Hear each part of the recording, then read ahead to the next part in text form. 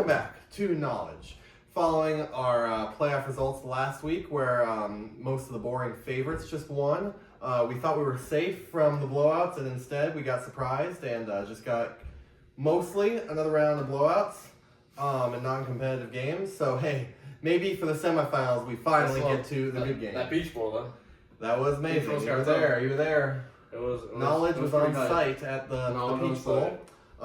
And what an amazing game. I think Arizona State absolutely proved they belonged. And I think in doing so, they have established that we're not going to change the playoff format just after 1 year. Because imagine, they were hyping it up to be where if Arizona State and Boise State just got absolutely destroyed and didn't look even close, they were going to try to rush and change the format. But I think they're safe now. I think Arizona State and to a lesser extent Boise. Boise got beat kind of bad, but they didn't look horrible. They didn't look like a bad team. They were in it most of the game. They were in it, and a couple things just kind of didn't go their way. And I think Penn State's pretty good. I think people are kind of, maybe not, kind of counting them out. These four teams are definitely, I'm sure they have the worst odds to win the title and whatnot, but I think people are counting them out too much, as we'll get to in our picks. But it was a good day to see the SEC and Georgia lose. So that was amazing. Notre Dame, I had picked Georgia last week, just not out of confidence for Georgia at all, just because Notre Dame hadn't won a game like this in 31 years, I believe, so I wasn't going to go picking them.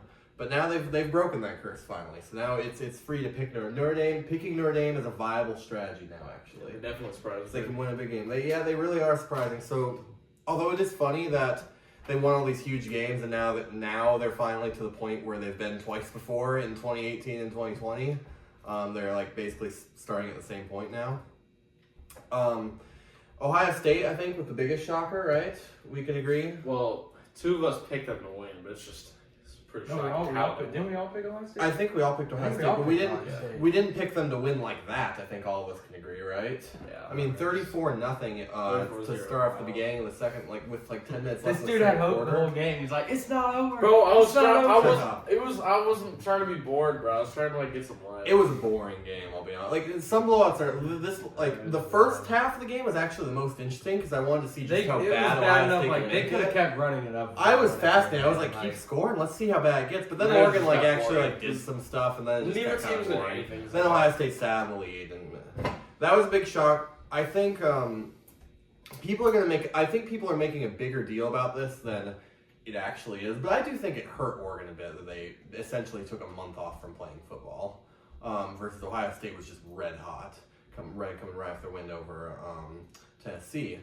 And I think what we should be doing is not getting rid of the first round bye, but instead just moving everything up a ton. So, because college football is the only sport football sport compared to high school and the NFL and lots of other sports where the team essentially takes a month off before the playoffs start. It should be just week over conference championship week, okay, right going into the playoffs. And then the teams are on a 1 week bye, like Oregon, where it's not enough that would mess you up severely, but it's enough where you get your team some rest that they need. But anyways, that'll do it for the recap of this last week of football. Now, we're on to the college football playoff semifinals, the Orange Bowl and the Cotton Bowl. So we're going to give you our picks and just kind of our takes and outlooks on what's going to happen in the game. So let's start with the Orange Bowl, the 6th seed Penn State versus the number 7 seed Notre Dame on Thursday night. Notre Dame up to being favored by 2 now. And James, let's go with you first. What's your take on who's winning this? Well, it's no secret that I'm pretty low on this Penn State team. And I also obviously picked Notre Dame to beat Georgia in the last game. So obviously I have to stick with them here. I liked what I saw in the last game.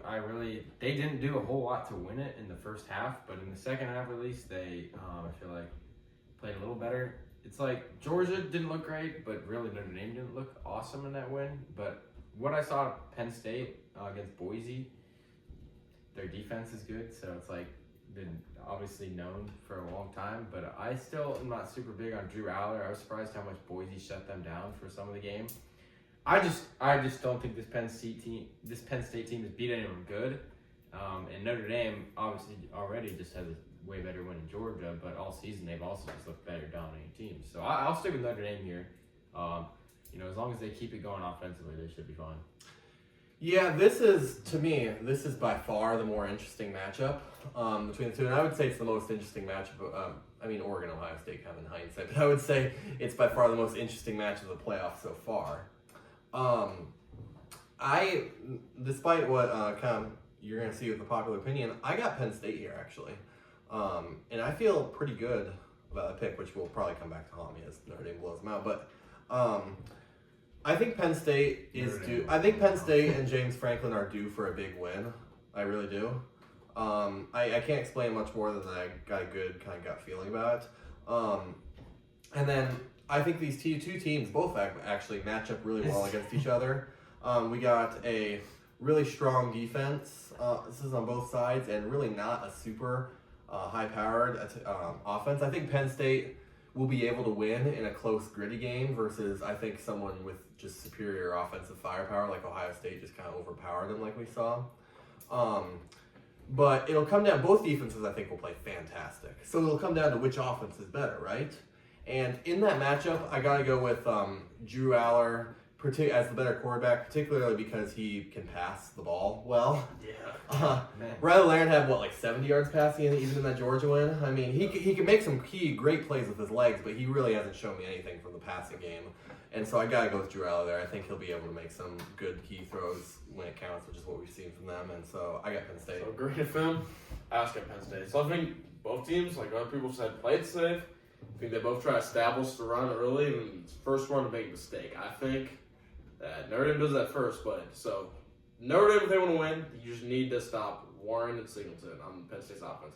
Outside of those two players, I don't really think they have much offense, but if they get going, then Penn State, I think they can score 30, which is well enough to put it away. Is Notre Dame going to make that first mistake, though? Because I do personally. Look at them. I mean, they don't really turn the ball over that much. I'll say this. Drew Aller turns the ball over more than Riley Leonard. If Penn State makes a mistake, it's going to be a mistake by James Franklin, not by the players. Yeah, I can see that as well. Like a stupid fourth down play call, But I don't know. I was just laughing at you because you said they're due for a big win, which is basically just another way of saying they've never beaten anyone good. Well, I mean, kind of under James. They can't win big games. Well, everyone thought that about Notre Dame too, and I think Notre Dame is absolutely on top of the college football world right now. They're the darling. They're just. They've had many more Notre Dame big wins than Penn State. Okay, they've had a full 10. All right, let's see. I would take obviously Georgia. Let's see, Texas A&M. 8-4, 8-5, USC on the ranked team. Week 1 in Kyle USC. Field. No, not USC this six year. USC. Not USC this year. USC when they were good with Caleb Williams. Well, let's compare the teams. Those are good wins. Let's compare the teams. The USC who finished 7-6 or 7-5. You mean that USC? All right. We're getting sidetracked here, but basically, I think that Notre Dame's basically had 10 days of everyone telling them, "You finally made it. You're so great. You're the best Notre Dame team that's ever been in 30 years. You're gonna make it the whole way." I think no one's talking about Penn State. They are the complete getting disrespect. I can agree. Right, I don't like Notre Dame being favored here, to be honest. So. I have a good feeling about Penn State in this one. I don't think Notre Dame has talented skill players. I know they have their backs. Notre Dame will not overpower Penn State. It's gonna be like the Georgia. And really, let's be honest. Notre Dame won because they didn't make mistakes, but this isn't discrediting Notre Dame, but just because Georgia made a lot of key mistakes that allowed Notre Dame to win and take control.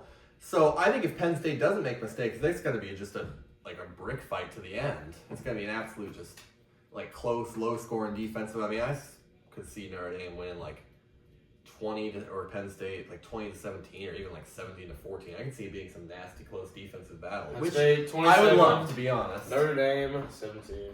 I like that score too. Now let's move on to the Cotton Bowl going on Friday night. Ohio State, the unstoppable buzzsaw, versus Texas, the team with maybe the most preseason hype, I would say, besides Oregon. And we saw what Ohio State did to the other team that had the most preseason hype and just national title hype. So Ohio State favored by 6, so people are finally starting to kind of I would say at this point it's Ohio State's national title to lose. Ryan Day is going to find a way. He's going to cook up a way somehow. We will see. I mean, hey, Steve Sarkisian's playoff semifinal record is not too great either. So, as we saw last year. Now, that being said, I've got Ohio State here. I mean, don't get me wrong. Now, I do think Ohio State is not just going to roll over Texas like they have the two other teams. Granted, I thought that with Oregon too. But Oh, something about me feels I've been kept waiting for Texas to kind of look like the team we think they are all season long, and they really haven't, to be honest, outside of a few games against not very good teams. Texas, to be honest, Texas has not looked that good against a playoff caliber opponent this season, and their problem is they can't ever put teams away. And Quinn Ewers, I think, while a very good quarterback, will make at least one mistake that will end up costing. He's always due for one. That will cost them in a game this close. I think Ohio State wins close. Closer than the other ones. I'm talking it's a 10-point win where they have to try throughout basically the whole game. What do you got? Well, another boring pick. I think Ohio State. I don't think this game will actually be very much fireworks, because I think Texas is one of the few teams I do think they can cover Ohio State. Jeremiah Smith. I think they can cover. I think they'll have a good game plan, but where's the game they won, I think? So Ohio State, they won the last two playoff games. Their D-line gets so much pressure, so many sacks. So I think Ohio State's D-line, Texas O-line, I think that's where the game's won. I think Ohio State's D-line forced pressure, but I do think it's actually more low scoring, so I think Texas can cover them. I think probably in the 20s somewhere. What are you thinking? Well, once again, I said, it's no secret. I don't like this Texas team. I probably would have picked Ohio State anyways if they had barely beat Oregon. This obviously makes it even better in my favor. I picked Arizona State for the last game, and basically exactly what I said happened, with their offense and Quinn Ewers.